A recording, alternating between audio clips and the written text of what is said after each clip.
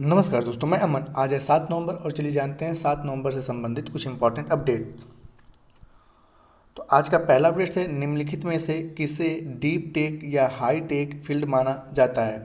Option A उन्नत सामग्री, option B उन्नत विनिर्माण, ऑप्शन सी है कृत्रिम बुद्धि, ऑप्शन डी है जैविक प्रौद्योगिकी और ऑप्शन पाँचवा है क्वांटम कंप्यूटिंग और ऑप्शन छठवां है ब्लॉकचेन और ऑप्शन सातवां है फोटोनिक्स। और यहाँ पे दिया गया नीचे दिए गए कोड का प्रयोग कर सही उत्तर चुनें। तो यहाँ पे सबसे पहले जानते हैं कि नास्कॉम के अनुसार सक्रिय टेक अप जो अपने उत्पाद या सेवा में उन्नत तकनीकी का निर्माण, तैनाती या उपयोग करते हैं उन्हें डीप टेक स्टार्टअप माना जाता है। फिर से हम कह लें कि नास्कॉम के अनुसार सक्रिय टेक स्टार्टअप जो अपने उत्पाद या सेवा में उन्नत तकनीकी का निर्माण करते हैं, तैनाती या उपयोग करते हैं उन्हें डीप टेक स्टार्टअप माना जाता है। सबसे प्रमुख गहरे तकनीकी क्षेत्र हैं उन्नत सामग्री, उन्नत विनिर्माण, कृत्रिम बुद्धि, जैव प्रौद्योगिकी, quantum computing, blockchain, robotics, photonics और इलेक्ट्रॉनिक्स। अर्थात यहाँ पर जितने भी ऑप्शन हैं वो सही हैं। तो इस प्रकार से आपका सही ऑप्शन होता है डी।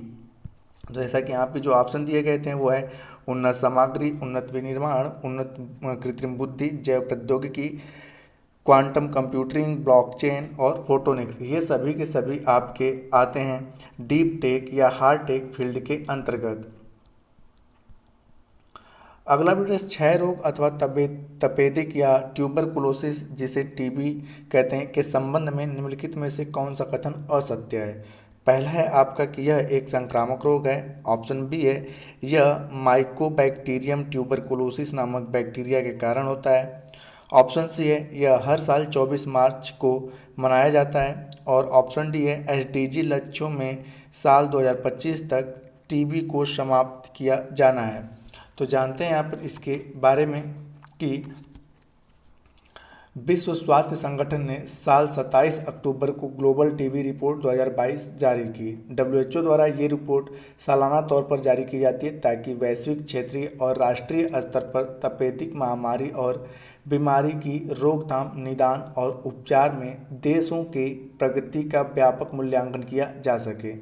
बता दें कि क्षय रोग, तपेदिक या ट्यूबरकुलोसिस फेफड़ों से जुड़ा एक गंभीर संक्रमण है। इसका प्रसार खांसने या छींकने पर हवा में छोड़ी गई छोटी छोटी बूंदों से होता है, यानी कि यह एक संक्रामक रोग है।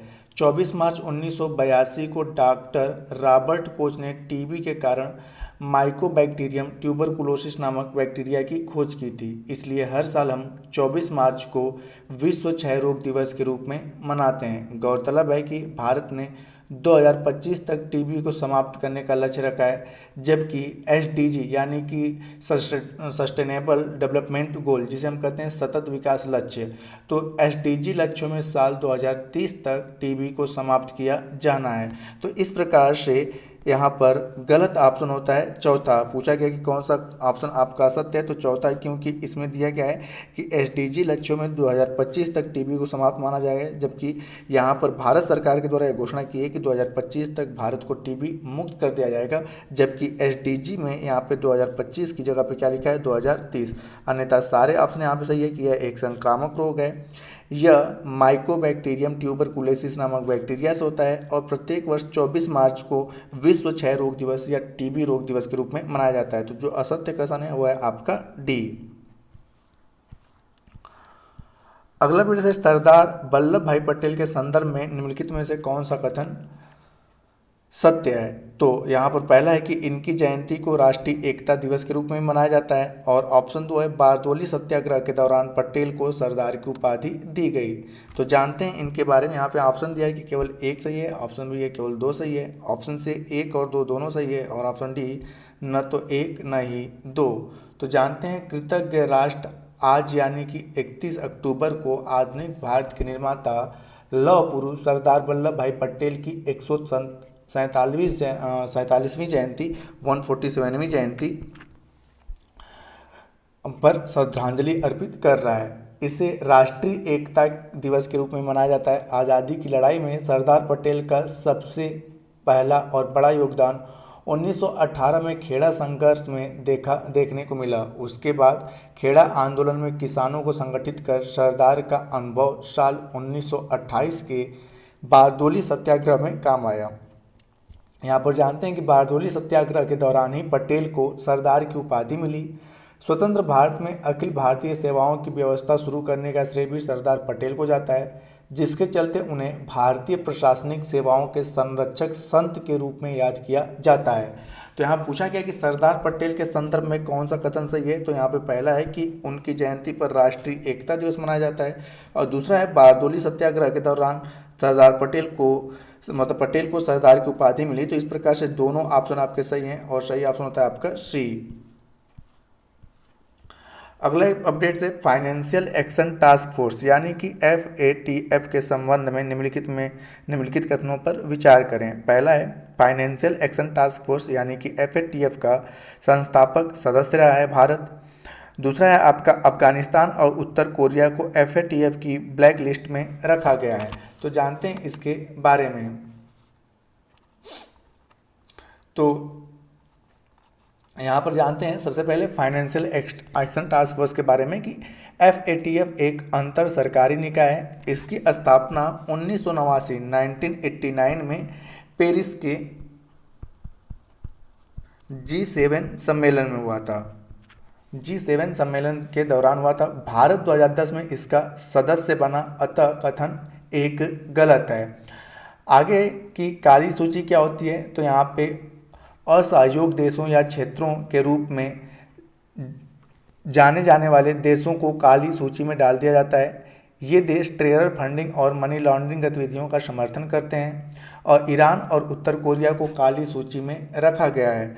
तो यहाँ पर पूछा गया है कि गलत कथनों को चुनिए। यहाँ पे पूछा गया नीचे कि निम्नलिखित में से गलत कथनों का उपयोग चुनिए। तो यहाँ पे मैंने आपको बताया कि इसकी स्थापना की गई थी 1989 में, और भारत FATF में शामिल हुआ 2010 में। तो इस प्रकार से पहला ऑप्शन भी क्या है, गलत है।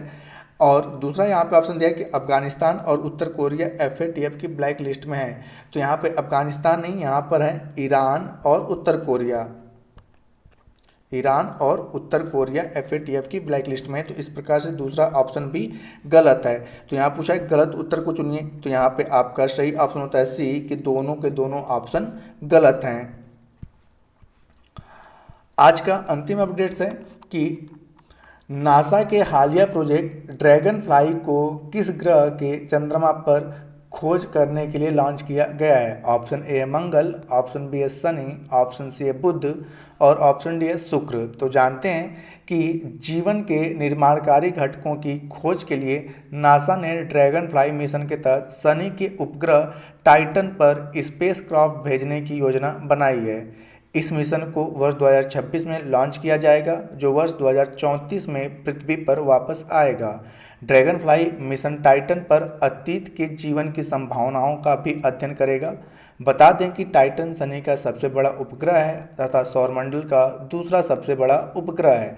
तो यहाँ पर जानते हैं कि नासा के हालिया प्रोजेक्ट ड्रैगन फ्लाई को किस ग्रह के चंद्रमा पर खोजने के लिए लॉन्च किया गया है। तो सही ऑप्शन होता है आपका बी, शनि। शनि का उपग्रह जो है टाइटन।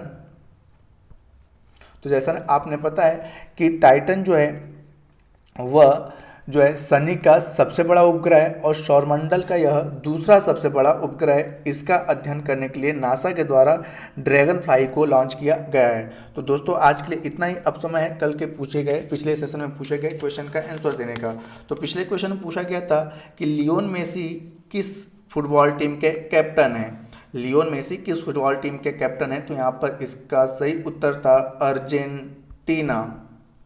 तो जिन्होंने भी सही उत्तर दिया उनके लिए बधाई। अब समय है आज के क्वेश्चन का। तो आज का क्वेश्चन है कि FATF, इसमें दो क्वेश्चन है कि FATF की स्थापना कब हुई और भारत FATF का सदस्य देश कब बना। ठीक है, FATF की स्थापना कब हुई और भारत FATF का सदस्य देश कब बना। तो दोस्तों आप अपना आंसर हमें कमेंट बॉक्स में बता सकते हैं। आपके कमेंट का हमें इंतजार रहेगा। तो दोस्तों वीडियो पसंद आया हो तो वीडियो को लाइक करें, कमेंट करें तथा तो अपने दोस्तों के साथ शेयर करें, और चैनल पर नए हैं तो चैनल को सब्सक्राइब अवश्य करें। इस PDF को प्राप्त करने के लिए आप हमारे टेलीग्राम से जुड़ सकते हैं। जिसका लिंक वीडियो के डिस्क्रिप्शन में दिया हुआ है। तो वीडियो के अंत तक बने रहने के लिए धन्यवाद। मिलते हैं जल्दी नेक्स्ट वीडियो में।